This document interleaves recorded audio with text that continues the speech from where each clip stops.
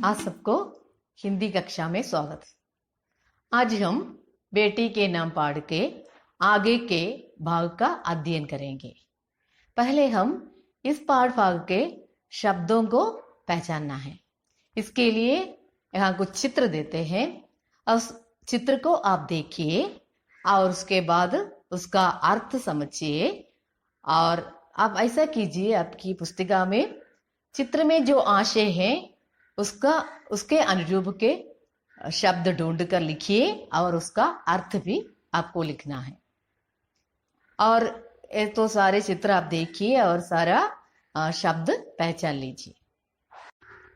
हमने इस पाठभाग के कुछ शब्दों से परिचय पाया है और कुछ शब्द ऐसे हैं जिनके पास आने से या जिनके निकट आने से वो शब्द हमें कहीं कहीं जगहों पर खींचते हैं।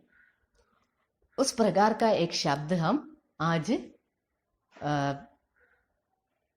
उस प्रकार के एक शब्द से हम परिचय पाएंगे और मैं इसे एक सवाल के रूप में आपके सामने प्रस्तुत करती हूँ। जरा वह सवाल आप सुन लीजिए और देख भी लीजिए। मैं हूँ गाँव और मैं हूँ दीप और मैं हूँ फिल्म और मैं हूँ नदी। बताओ मैं हूँ कौन? और आपने मुझे पहचान लिया है तो मैं हूँ कौन, कहाँ कहाँ, इसका भी उत्तर लिखिए। छात्र, हम शब्दों के अर्थ एवं आशय समझ लिया है और इस पाठ भाग में बहदूशा सफर अपनी बेटी से जो कहता है उसमें दिल्ली की हालत है और हमें ऐसा एक वर्क करना है। और दिल्ली की हालत 1857 में और उसके बाद क्या थी, दिल्ली की हालत कैसी थी, इसके बारे में आप सब जानते हैं और इसे आप अपनी पुस्तिका में लिखिए। एक कैसे लिखना है मैं बता दूंगी और इसे आप अपनी पुस्तिका में 2 कॉलम बनाइए और एक कॉलम में दिल्ली लिखना और दूसरे कॉलम में उसकी दिल्ली की हालत लिखना और उसमें एक एक नंबर भी देना है। पहले आप लिखिए शासक माने हमारे बहादुर शाह सफर और हालत क्या है? वह रंगून में है और कैद में है और वह अपने प्रजाओं या अपने देशवासियों के बारे में सोचकर रोता है। और दूसरा नंबर 2 लिखिए और उसमें हमें लिखना है वहाँ के लोग, आदमी लिखना और उसके बाद उसकी हालत क्या है। अब सबको मालूम है उसकी हालत क्या थी। और तीसरा है औरत और बच्चे और उसके घर को भी क्या हुआ है, इसके बारे में आप लिखना है। 2 कॉलम खींचकर लिखना। यही आपका एक और वर्क है। हम सबको मालूम है कि लड़ाई विनाशी है और जिस देश में लड़ाई होती है वह देश के सारे लोग और सब परेशानी में होंगे और विपत्ति में होंगे। और इसके बारे में आपके टेक्स्ट पुस्तक में अनुवर्ती कार्य भी दिया है। लड़ाई के परिणाम के बारे में आप एक कोलाज तैयार कीजिए। एक कोलाज कैसे तैयार करेंगे हम?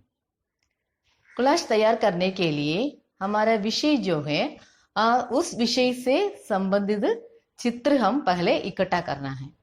आपके घर में पत्र होगा, पत्रिका होगी और पुस्तक होंगे और उन पुस्तकों से या पत्रिकाओं से आप पहले चित्र काट कर उसे इकट्ठा करके विषय के अनुरूप उस चित्र को मिलाना है और इस चित्र सब मिलाने पर कोलाज बन जाएगा और कोलाज को आपको लिए उचित शेप भी दे सकते हैं। और इसमें कुछ वाक्यांश या शब्द लिखने की कोई आवश्यकता नहीं, क्योंकि उस कोलाज देखने पर हमें उनमें निहित क्या बात है, क्या विषय है, समझ लेंगे। इसलिए आप उसमें कोई शब्द वाक्यांश मत लिखिए। और मैं यहाँ आपके सामने एक नमूना प्रस्तुत करती हूँ। ये तो मेरे प्रिय छात्र गुलशी ने कुछ साल पहले कोलाज तैयार किया था। इस कोलाज को मैंने फेसबुक में भी दिया था और हमारी जो पत्रिका है, हिंदी पत्रिका है, उसमें भी दिया है। क्यों इसे दिया? इस कोलाज की ताकत और प्रभाव उतना ऊंचा है और आप भी इसे देखिए और इस प्रकार का कोलाज का तैयार कीजिए। यही आपका एक वर्क है। हम सब जानते हैं कि यह खत है और एक खत दिल की अभिव्यक्ति है। हम बहादुर शाह सफर अपने दिल की बात को अपनी बेटी से कहता है और इससे हम उसके चरित्र के बारे में पता हमें लगता है, हमें मिलता है और इसका चरित्र कैसा है। और इस मेरे पुस्तक में अनुवर्ती कार्य भी है। बहादुर शाह सफर के चरित्र तैयार कीजिए आप। मैं इसके लिए बहादुर शाह सफर के कथन यहाँ प्रस्तुत करती हूँ। हम सब काले पानी में हैं। ये बहादुर शाह सफर ऐसा कहता है। यहाँ हम उस वाक्य में उस कथन के शब्द को आप लीजिए और हम सब माने हम सब भारतवासियां, उसमें बहादुर शाह सफर है, उनके बेटा है, उनके बेटी है, सब हैं और सारे भारतवासी हैं। और काला पानी शब्द आप जानते हैं। और एक देश के कैदी को अपने देश से समुद्र पार दूसरे देश पहुंच जाते हैं और वह कैदी वहां कैद में आजीवन रहता है। यह एक दंड भी है। यही दंड को हम काला पानी कहते हैं। एक काला पानी शब्द उसी जमाने में बहुत लोगों को उस शब्द सुनते ही लोग बहुत डर होते थे और वे शब्द क्यों ऐसा होता था कि हमारे भारत के ज्यादातर लोग समुद्र पार करके दूसरा देश जाना अपवित्र एवं अपराध मानते थे। ये तो पाप मानते थे।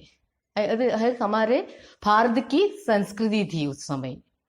और हम बहादुर शाह सफर उस शब्द का प्रयोग करते हैं और हम सब काले पानी में हैं, अर्थात वह भारत की संस्कृति से जुड़े हुए हैं या भारतीयता को वो चाहने वाला है।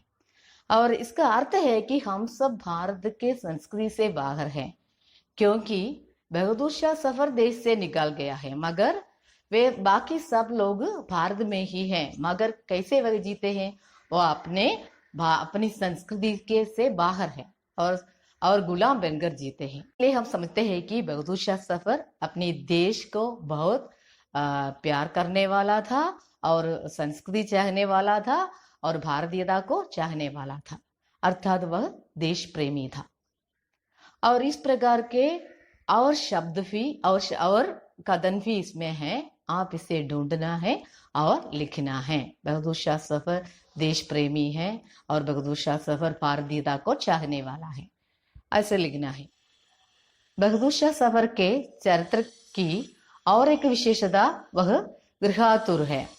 गृहातुर माने ऐसा है, हम तो जब घर से और हमारे देश से बाहर जाते हैं तब हम अपने घर के बारे में और देश के बारे में सोच कर रहते हैं और उसमें सोच कर हम खुशी का अनुभव करते हैं। उसी प्रकार बहादुर शाह सफर भी क्या करते हैं? अपने देश के बारे में सोचते हैं, बीते दिनों के बारे में सोचते हैं। उस प्रकार का वाक्य भी उस प्रकार के कथन भी आप ढूंढ कर लिखें। और चरित्र की विशेषता है कि गृहातुर, और वह बहादुर शाह सफर शायर हैं। शायर माने कवि हैं और वह भावुक हैं। भावुक माने सहृदय हैं। इसलिए वह क्या करते हैं? इसलिए वह कैद में रहने पर भी अपनी बेटी की शादी के बारे में सोचते हैं। घटना भी वह इसमें है। वह अपनी बेटी से कहता है कि उसकी बारात की याद उन्हें है और उस समय कौन कौन थे वहां, ये सब वह कहता है। और इसके बारे में भी आप लिखना है। और कई विशेषताएं हैं और ये तो हम आगे के भागों में देखेंगे। और आप इसे भी इस चारित्रिक विशेषता को भी लिखिए। और इतना है हमारे इस भाग में करने का काम। और आप सब कीजिए और हम फिर मिलेंगे। सबको मेरा धन्यवाद।